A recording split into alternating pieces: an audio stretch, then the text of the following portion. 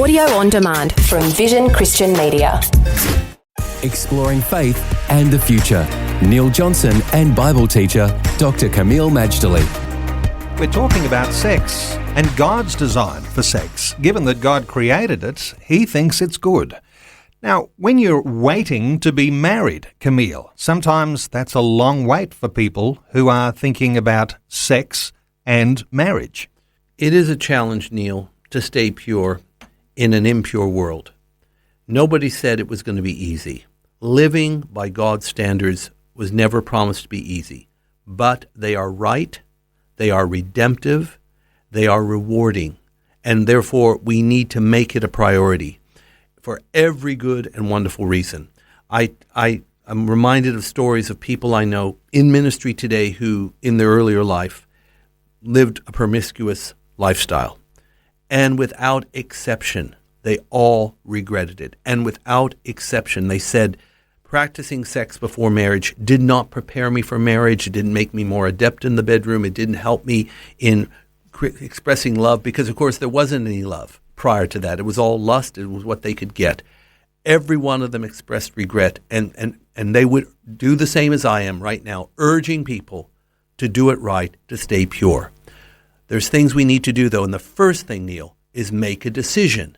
I want to stay pure.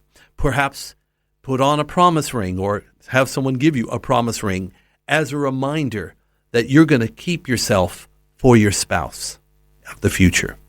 How important is it while you're in that process of waiting for marriage, waiting and not having sex, to be accountable to someone or some process by which you can say, this is the way I'm going to hold myself to my decision? Accountability, which basically means answering with your mouth for the actions of your life, is vital, especially in areas where one struggles, be it an addiction, maybe someone's on drugs, maybe somebody has some other kind of bent here or there, or in this case, they're feeling a lot of lust and a lot of hormones churning away. It's important to have accountability. It takes courage. It may seem to be a bit of a vulnerable thing, but if you know you have to answer to somebody for what you do, you're less likely to do the wrong thing. And it's a good rehearsal for the fact that we all, according to Romans 14:12, will have to give account of ourselves to God. So if at all possible, and you're feeling a struggle, then find somebody who you can trust that doesn't have a big mouth, that's not going to gab and tell your secrets to the world, and let them hold you to account.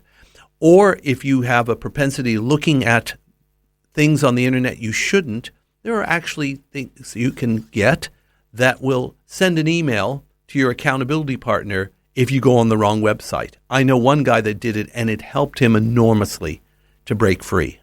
There is a sense too, isn't there, that putting yourself in the way of temptation is going to set you up to fall. There's some challenges there about how we manage our lives.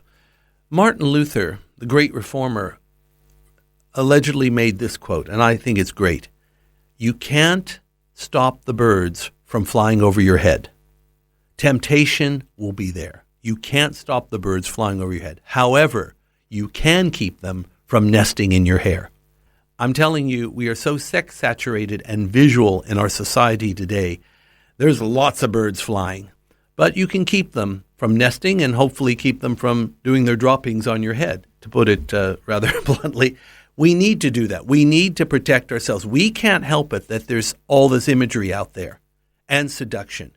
But we can, and indeed we must, be responsible and make a decision. It doesn't matter what the crowd is doing. I've made a decision to follow the Lord, to live pure, to reserve myself for my spouse, to care for my spouse and my children who are still yet in the future. I've made a decision to stay pure, and I'm making a decision that in God's timing, I'm going to get married too. And I believe God will give me the right person. Say that as a confession and statement of faith, and watch God begin to work. Faith and the Future with Neil Johnson and Dr. Kameel Majdali from Teach All Nations. Find articles, videos and podcasts from Dr. Kameel plus today's and other episodes of Faith in the Future in the Vision app or at vision.org.au. Thanks for taking time to listen to this audio on demand from Vision Christian Media. To find out more about us, go to vision.org.au.